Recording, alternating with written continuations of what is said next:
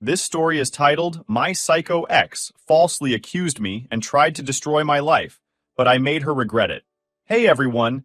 I spend so much time finding these stories for you. If you enjoy the content, please hit that subscribe button. It means the world and helps keep this journey going strong. Let's grow together. Now let's start the video. OP starts by saying, Alright, buckle up because this is the story of how I almost ruined my life by letting Becky, probably the most toxic person I've ever met, into it. Backstory. I'm Alfie, originally from Colombia, and I moved to London to start fresh.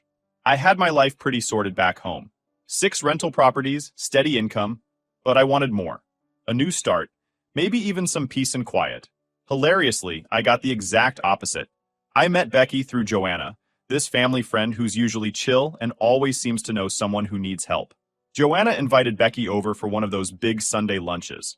She introduced Becky as someone who was having a rough time, bouncing between landlords and struggling to get her life on track.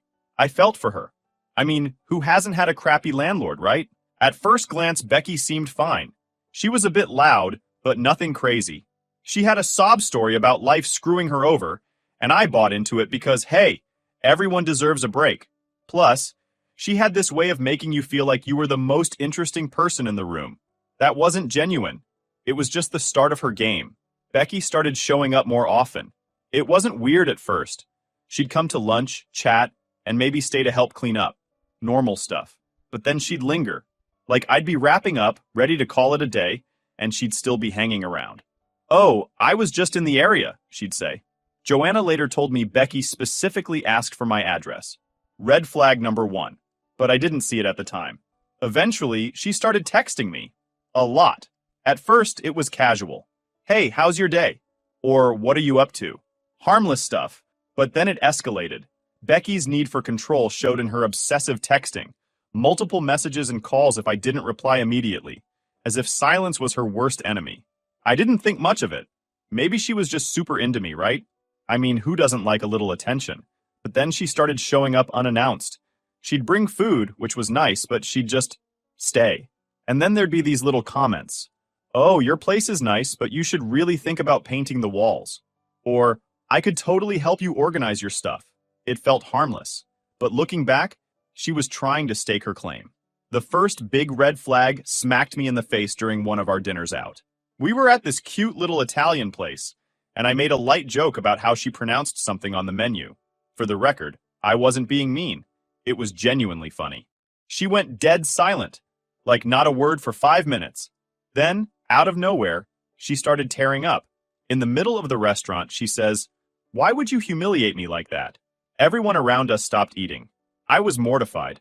I spent the rest of the night apologizing for something that wasn't even offensive, but she played it like I'd insulted her entire family. And I'll admit, I fell for it.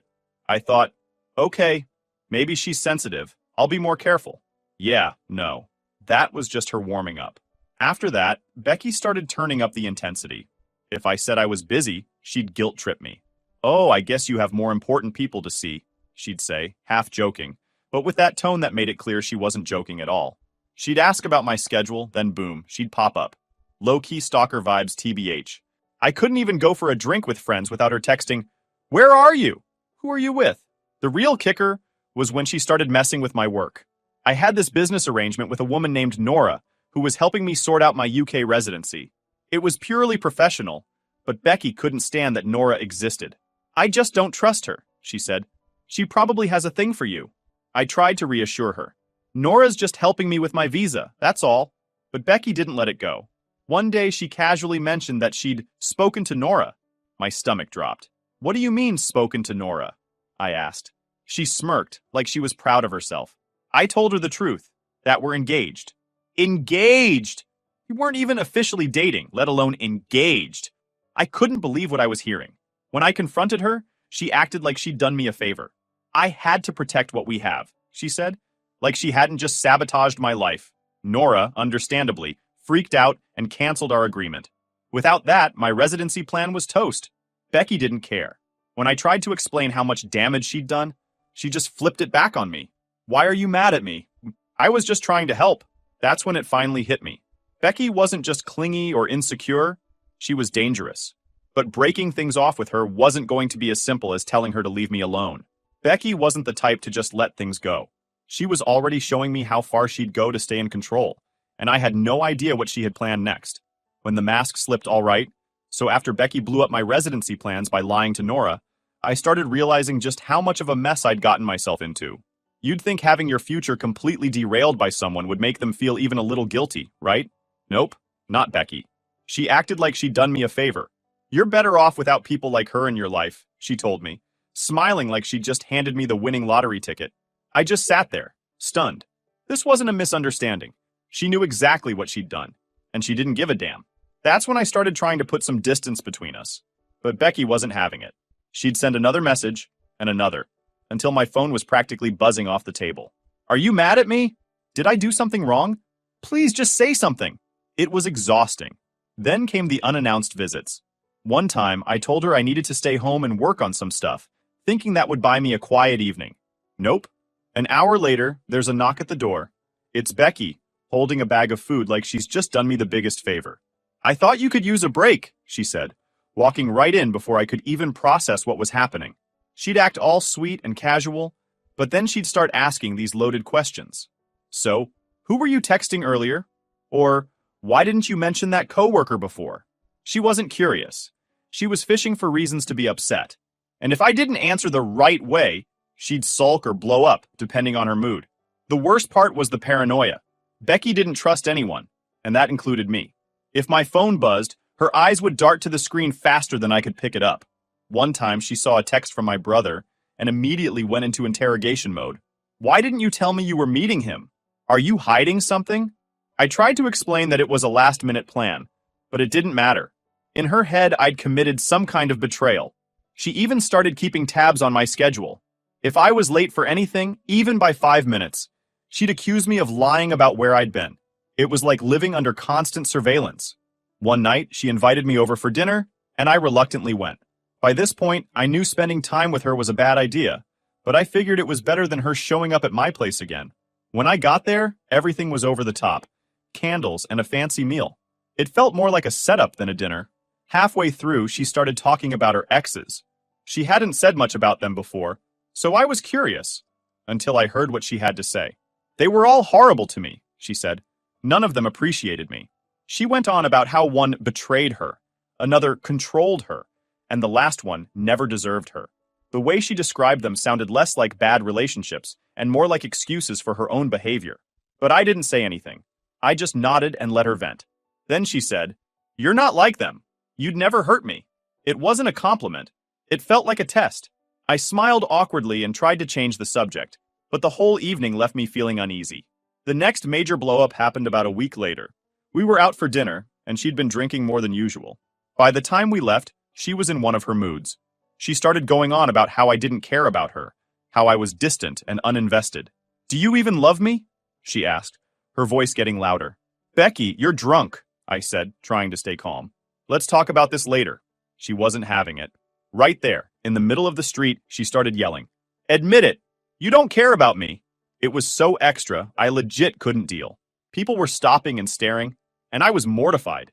I tried to gently take her arm to lead her away, but she yanked it back and screamed, "Don't touch me!" The look people gave me was enough to make my stomach drop. She was making it look like I'd hurt her, and there was nothing I could do to prove otherwise. I raised my hands and backed away, saying, "Let's go home. We can talk there." She stormed off, and I followed at a distance, trying to process what had just happened. The next day, she called me like nothing had happened. "Hey, want to come over for lunch?" she asked, all cheerful like the night before hadn't been a total disaster. "Becky, we need to talk about what happened last night," I said. She sounded genuinely confused. "What about it?" "You screamed at me in the street," I said. "You made it look like I hurt you." She laughed. "Oh, come on, don't be so dramatic. Nobody cares." That was the moment I realized Becky wasn't just manipulative. She was dangerous. She didn't care about how her actions affected me. All that mattered to her was staying in control, and she was willing to burn my entire life down to keep it. I started trying to distance myself, but Becky wasn't stupid. She knew I was pulling away, and when she felt me slipping, she doubled down. If I didn't reply to her texts fast enough, she'd call. If I didn't pick up, she'd show up at my place. One night, she banged on my door for 10 straight minutes, shouting, I know you're in there. I didn't open it. I just sat there in the dark, heart racing, hoping she'd leave. Eventually she did, but not before sobbing loudly outside, saying, "Please just talk to me." It was exhausting. I felt like I was walking on eggshells every day, trying to avoid setting her off while figuring out how to get her out of my life. But I knew one thing for sure. Becky wasn't going to let go without a fight, and I wasn't ready to let her win. Becky wasn't the type to let things go quietly. If I wasn't responding the way she wanted, she'd find a way to escalate. And boy, did she escalate. One night, I was home trying to catch up on some work when I heard a knock at the door. I wasn't expecting anyone, so I ignored it at first. But the knocking continued, louder and more insistent. I peeked through the peephole, and there she was. Becky, holding a bag of groceries like she was starring in some rom-com where surprise visits were romantic instead of invasive. Reluctantly, I opened the door. "What are you doing here?" I asked. "I brought dinner," she said, brushing past me without waiting for an invitation. "You've been working so hard. I thought you could use a break." I stood there for a moment, debating whether to just tell her to leave. But I was tired, and the thought of dealing with her inevitable meltdown was more than I could handle right then. So, I let her stay. She unpacked the groceries and started talking about her day like everything was normal. I barely said a word, hoping she'd get the hint. But Becky never took hints. After dinner, she brought up a coworker of mine that I'd mentioned weeks ago in passing. "So, how's that woman from work?" she asked casually. But I knew it wasn't a casual question. "She's fine," I said, keeping my response as short as possible. "Just fine? You haven't mentioned her in a while." "There's nothing to mention," I replied, already tired of the conversation. She nodded slowly, her tone shifting. "You know, it's weird that you didn't bring her up again. Makes me wonder what you're hiding." I didn't respond. I knew anything I said would just feed her paranoia, so I changed the subject and waited for her to leave. The next day, she called me while I was at work. I didn't answer because, I was working. By the time I got out, I had a ridiculous number of missed calls and texts. "Why aren't you answering? Is something wrong? Are you mad at me?" It was a wall of messages, each more desperate than the last. When I finally called her back, she immediately went on the offensive. "Why didn't you answer me? Do you know how worried I was?" "I was at work, Becky," I said, trying to keep my tone even. "I couldn't answer." "That's not an excuse," she snapped. "You could have at least sent a quick text." I took a deep breath and tried to reason with her, but it was pointless. She wasn't interested in understanding. She just wanted control. By the end of the call, I was so drained I couldn't even be angry. I just hung up and promised myself I'd figure out how to end this. The breaking point came a few days later. She invited me over for what she called a serious talk. I knew it wasn't going to be good, but I went anyway because I didn't want her showing up at my place again. As soon as I sat down, she started in. "I feel like you're not putting in enough effort," she said. "You're distant. You don't seem excited to see me anymore." I tried to stay calm. "Becky, I've been busy. It's not that I don't care, I just have a lot going on." She didn't like that. "You always have an excuse," she said. "If you really cared, you'd make time for me." I started to push back, telling her I couldn't drop everything for her all the time, but that only made things worse. She started yelling, listing all the ways she thought I'd failed her. "I've been there for you when no one else was. I've given you everything and this is how you repay me?" I decided I'd had enough. "Becky, I think I should leave," I said, standing up. "Oh, so now you're running away?" she shouted. "That's what cowards do." I walked out without another word, feeling like I just survived a storm. But I knew this wasn't over. Sure enough, the next night, she showed up at my door again. She banged on it for what felt like forever, yelling for me to let her in. "Alfie, I know you're in there. Please, just talk to me." I didn't respond. I just sat there in silence, hoping she'd leave. Eventually she did, but not before shouting, "You'll regret this, Alfie. You'll regret it." At that moment, I realized Becky wasn't going to go away quietly. She was determined to stay in my life, no matter how much damage she caused. And I knew I had to figure out how to stop her before things got even worse. Let me tell you something. Becky seriously underestimated me. Becky's day of reckoning. Becky seriously thought she had me beat. She genuinely believed she could bulldoze through my life, ruin my reputation, and walk away like she was untouchable. What she didn't realize is that I'm not the kind of guy you screw over and leave standing in the wreckage. If she wanted a fight, I was ready to take her down, and I wasn't going to stop until she regretted every single move she made. The first thing I did was start collecting everything, and I mean everything. I went through all the texts she'd sent me. The manipulative ones, the accusatory ones, the ones where she tried to flip between loving me and threatening me in the same sentence. I dug out voicemails where she ranted like a lunatic, emails where she twisted the truth, and even old screenshots of her trying to pick fights over nothing. You know the ones. Why didn't you reply in 5 minutes? Are you with someone else? I was done ignoring her chaos. This time, I was building a case. The file grew quickly. Every time she sent me another long-winded, self-pitying message, I saved it.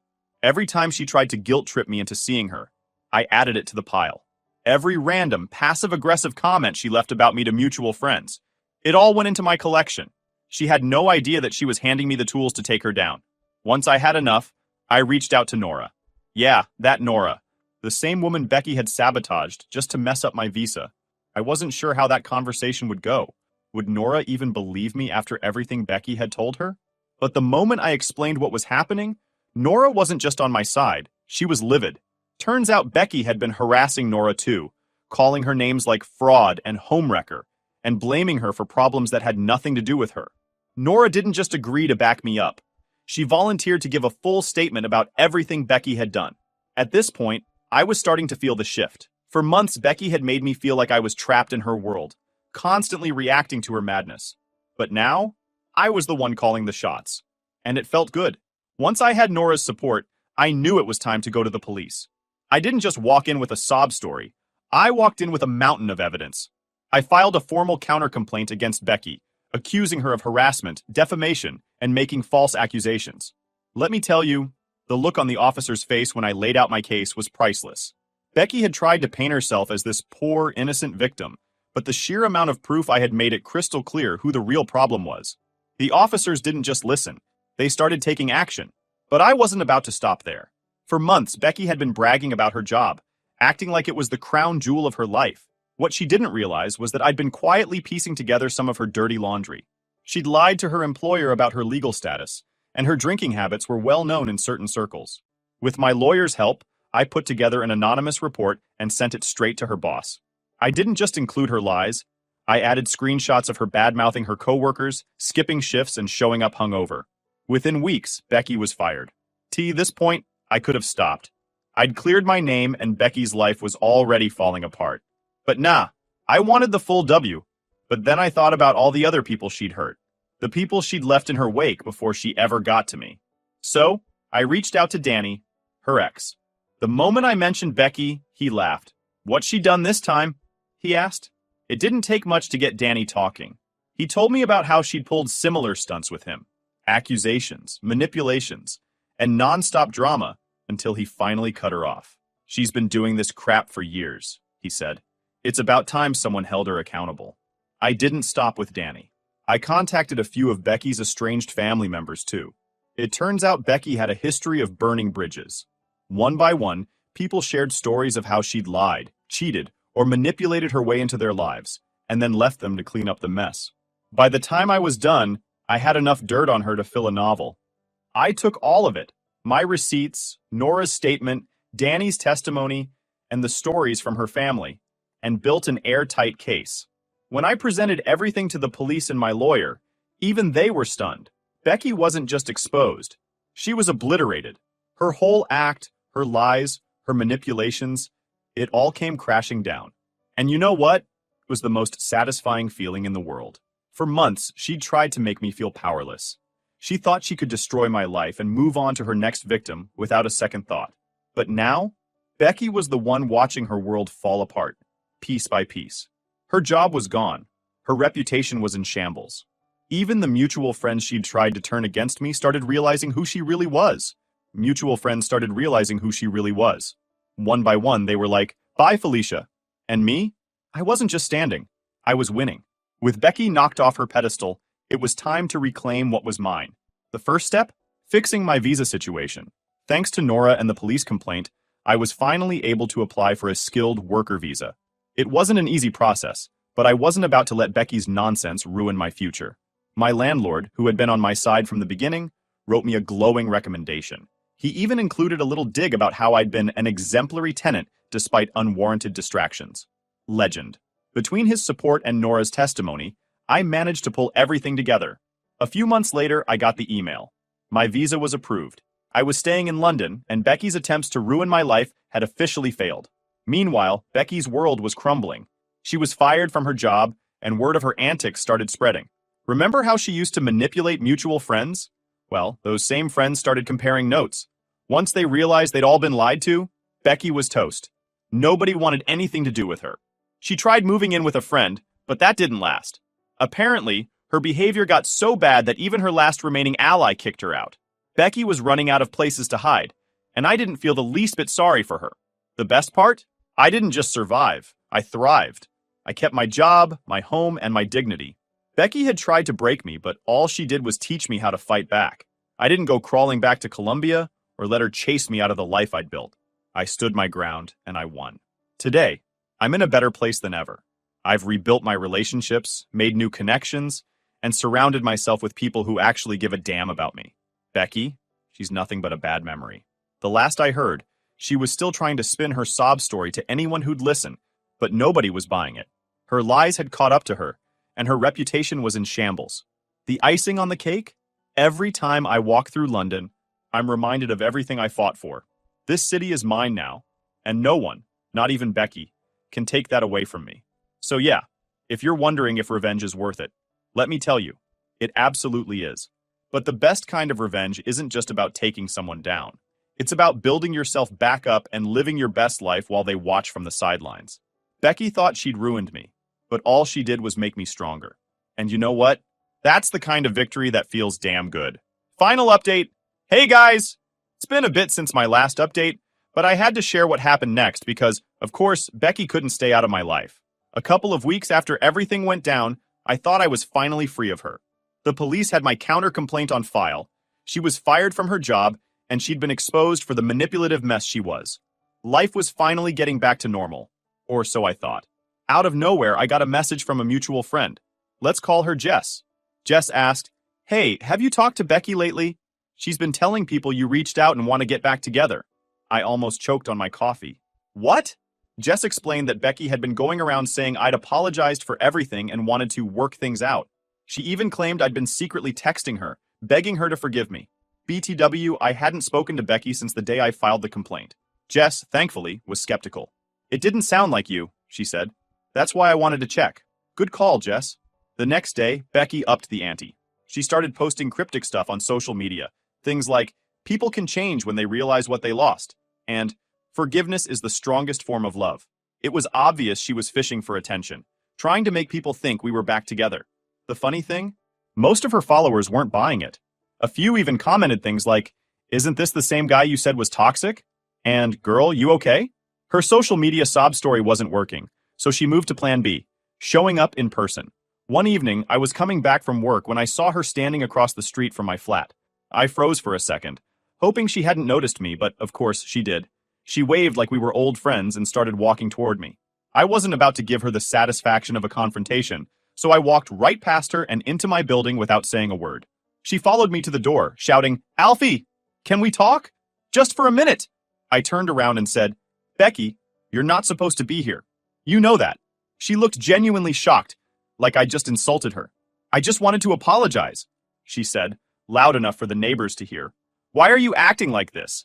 I didn't respond. I went inside and locked the door. 5 minutes later, I got a call from her. She used a new number because I'd blocked all her others. I didn't answer, of course, but she left a voicemail. It was the usual mix of self-pity and manipulation. "I can't believe you treat me this way after everything we've been through. I thought we could at least talk like adults." Needless to say, I forwarded that voicemail to the police. They called her and reminded her of the complaint on file, making it clear that she needed to back off. For a while, it worked. Or so I thought. A week later, she tried again, this time through another mutual friend. Let's call him Mark. Mark texted me saying, "Hey, Becky's been telling people you're harassing her. What's going on?" I almost lost it. What? She's the one harassing me. Apparently, Becky had started flipping the narrative, claiming I was the one who couldn't let go.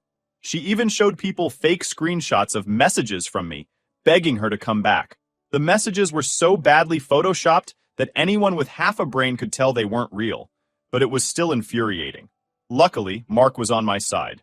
"Don't worry," he said. "Nobody believes her. She's grasping at straws." The final straw came when I heard from Danny, her ex. He called me out of the blue, laughing his ass off. Dude, you won't believe this, he said. Becky reached out to me. Apparently, she'd tried to spin the same sob story to Danny, claiming she'd changed and wanted to reconnect with people from her past. Danny saw right through it. I told her to lose my number, he said. But man, she's persistent. Good luck with that. After that, I decided to do one last thing to shut her down for good. I posted a simple message on my social media. For anyone who's heard rumors about me and Becky, no, we are not in contact. No, I have not reached out. And no, I will not be tolerating any more lies. The truth always wins. The response was overwhelmingly supportive. People messaged me saying they were glad I spoke up, and a few even shared screenshots of Becky trying to stir up drama. It felt like the final nail in the coffin of her ridiculous attempts to stay relevant in my life. Since then, Becky's been quiet. At least as far as I know. Maybe she finally got the message. Maybe she's moved on to her next victim. Either way, I'm done wasting energy on her. I've moved on, and life is good. My career's back on track. My social circle is stronger than ever, and I'm finally able to enjoy some peace. As for Becky, well, karma has a funny way of catching up to people like her, and honestly, watching her self-destruct was the best closure I could have asked for.